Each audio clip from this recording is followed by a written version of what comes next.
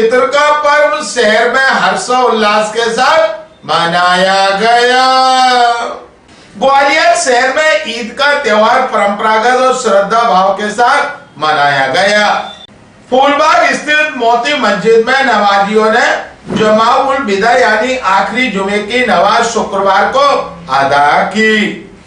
शनिवार को ईद की नमाज के लिए फूलबाग की मोती मस्जिद सहित दीगर मस्जिदों में खास बंदोबस्त किए गए। ईद मुबारक के मौके पर 116 मस्जिदों और ईदगाहों में ईद की नमाज सुबह 7:30 बजे से शुरू हुई और 10 बजे तक आखिरी नमाज अदा की गई। मुस्लिम भाई माह रमजान का साल भर इंतजार करते हैं और अपने धर्म में बताई गई बातों का अनुसरण करते हैं, जिसमें ईमानदारी सबसे प्रमुख है। फूलबाग स्थित मस्जिद में करीब 1000 से ज्यादा नमाजियों ने माह रमजान की आखिरी नमाज अदा की। इस मौके पर देश में सुख शांति और समृद्धि की कामना की गई। वहीं ईरान इजराइल अमेरिका युद्ध की विभीषिका पर भी चिंता जताई गई और जंग को किसी भी मुल्क के लिए मुफीद नहीं बताया गया। नमाज के आखिर में सभी मुस्लिम भाइयों ने एक दूसरे को गले लगाकर ईद की मुबारक दी।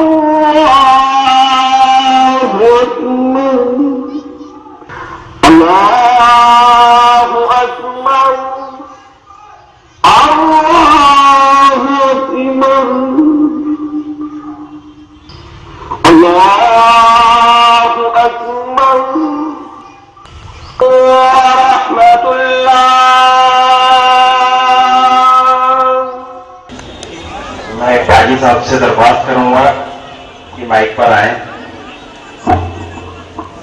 काजी साहब। ग्वालियर अभी तक को जानकारी देते हुए मोती मस्जिद कमेटी के सदस्य मोशिम रहमान व पड़ाव थाना प्रभारी शैलेंद्र भार्गव ने कहा, देखिए, ईद का जो महत्व है पूरे साल भर जब इंतज़ार करता है तब उसको माह रमज़ान मिलता है और माह रमज़ान जब ख़त्म होता है तब वो अपने साथ एक खुशियाँ लेकर आता है। जिस तरीके से शुरुआत में भी एक खुशी होती है कि माह रमज़ान आ गया, उस माह रमज़ान के बाद जो अगली सुबह होती है वो हम लोगों के लिए ईद होती है, क्योंकि ईद के मायने भी खुशी से है। और सब मोमिनों ने मिलके और आप लोगों के सहयोग से, प्रशासन के सहयोग से, ख़ास तौर से मैं नगर निगम कमिश्नर साहब और पुलिस प्रशासन का मैं बहुत बहुत शुक्र अदा करता हूँ कि उनके बहुत अच्छे इंतज़ामात रहे। और ग्वालियर की, क्योंकि ये एक ही मस्जिद है जो नगर निगम के अधीन आती है और आप देख ही रहे हैं कि सब तरफ खुशियां हैं और करीब 1000 लोगों से ऊपर यहाँ पर आज लोगों ने नमाज की अदायगी की। सबसे पहले तो जो दुआ हुई वो मुल्क के लिए हुई, क्योंकि मुल्क में जब तक अमन और चैन नहीं होगा तब तक कहीं पर भी आगे प्रोग्रेस करना बहुत मुश्किल है।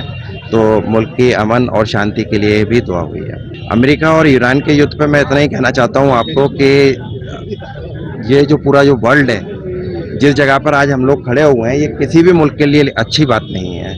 और मैं आपके माध्यम से अपील भी करना चाहता हूँ कि किसी भी तरीके की लड़ाई झगड़े से किसी भी चीज़ का कभी भी हल ना निकला है और ना निकलेगा।